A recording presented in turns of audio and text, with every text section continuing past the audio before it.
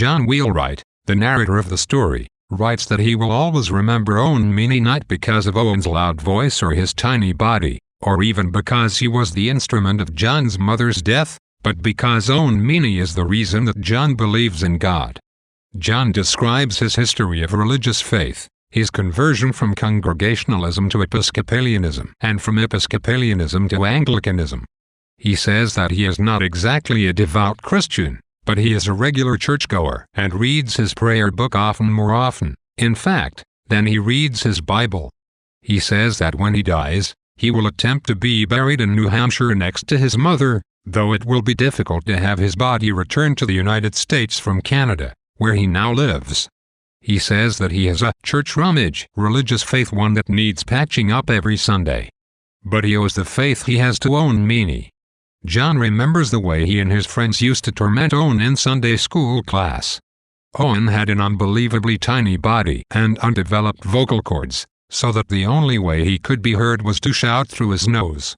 In Sunday school, the teacher, Mrs. Walker, often walks out of the class ostensibly to leave the students to think about their lessons, though John suspects that she simply needs a smoke, and when she does, the other students lift Owen up above their heads and pass him around the room.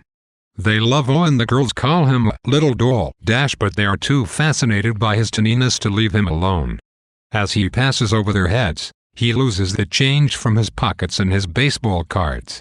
Owen loves baseball cards, even though he is never allowed to swing at a pitch in Little League. His strike zone is so small, he is always forced to walk.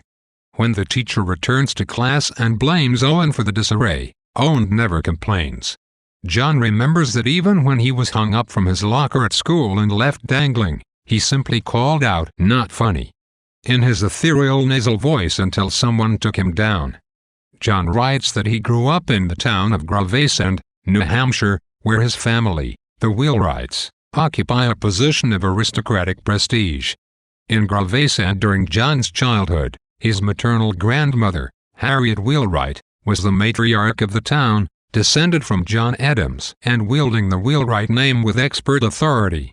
John describes his ancestors' role in the founding of Gravesend. And earlier John Wheelwright, in 1638, bought the location from an Indian sagamore. This earlier John Wheelwright became a Puritan in England and was later expelled from Massachusetts for his unorthodox religious beliefs. John feels that much of his own religious confusion stems from his ancestors' legacy. John writes that Watahun Towit, the Indian sagamore who sold the town site to the first Wheelwright, could not write, so he signed his name with his totem, an image of an armless man.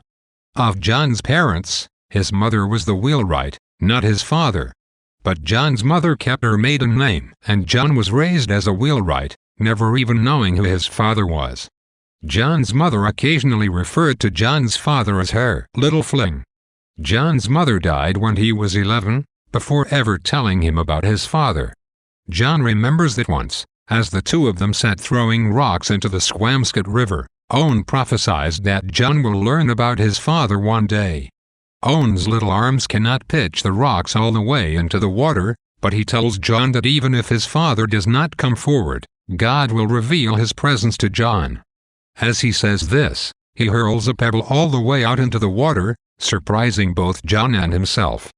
John says that with this stroke, Owen began his lengthy contribution to my belief in God. John talks a bit about the history of Gravesend, whose first great industry was lumber. John's grandmother always preferred trees to rocks, so that she was proud of the lumber trade and contemptuous of the Meany family, which ran a granite quarry. John remembers Owen telling him about the quality of granite required to make a gravestone, and remembers that he wondered why Owen wasn't deaf. There was something wrong with his size and his voice, but, despite the noise of the granite quarry, his ears were healthy. Owen also introduced John to Wall's History of Gravesend, a book that John refers to often in his own narrative. John relates the story of his mother's pregnancy, during which time she never divulged the details of her affair, saying only that she met a man on the railroad that took her to Boston for singing lessons. Only her sister, John's Aunt Martha, was resentful. Everyone else accepted her behavior as they always accepted her behavior, because she was beautiful and affectionate. John says that the only hurtful action she was incapable of making amends for was dying,